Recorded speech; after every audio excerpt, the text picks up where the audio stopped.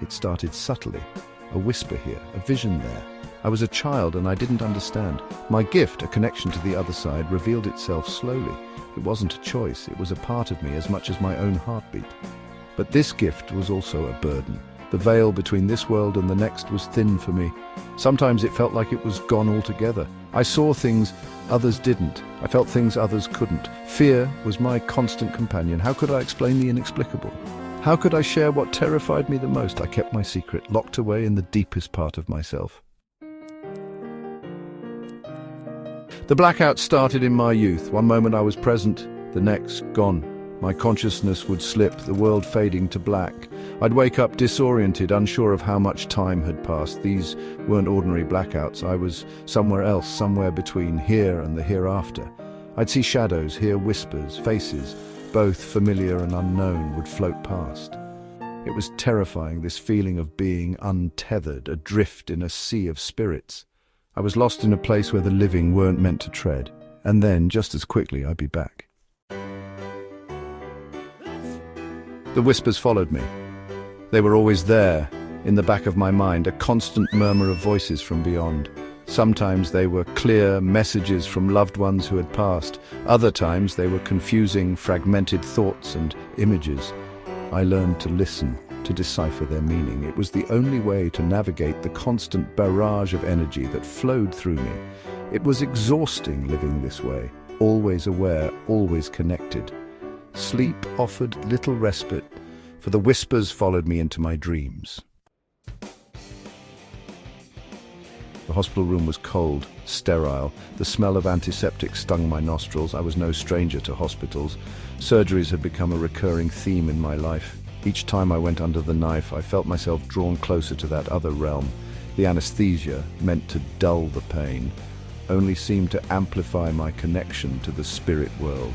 As the darkness of unconsciousness descended, I would see them, the spirits waiting patiently on the other side.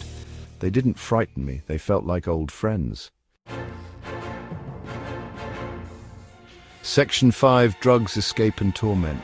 There were times when the whispers became unbearable.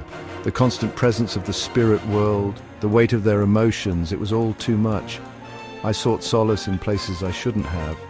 Drugs offered a temporary escape, a way to numb the noise, to silence the whispers, if only for a little while. But the relief was fleeting and the cost was high. The drugs took me further down a dark path, further away from who I was meant to be. They amplified my anxieties, twisted my perceptions, and blurred the line between reality and delusion. I stood on the edge, staring into the abyss. The pain, the confusion, the constant barrage of the spirit world, it all became too much. I was drowning, gasping for air in a sea of despair. Suicide seemed like the only way out, the only way to silence the noise forever. I was tired of fighting, tired of being different, tired of being a prisoner in my own mind. But even in that darkness, a flicker of hope remained. A small voice inside me whispered that there was still a reason to live, a purpose to fulfill. The journey back from the brink was long and arduous. The scars, both physical and emotional, remained. I had to learn to live with the memories, the trauma, and the lingering effects of my choices. Therapy became my lifeline, a safe space to confront the darkness and begin to heal. It was a slow process, peeling back layers of pain and self-destruction. I had to forgive myself for the mistakes I'd made, for the hurt I'd caused myself and others. It wasn't easy, but it was necessary. As I healed, I began to question everything.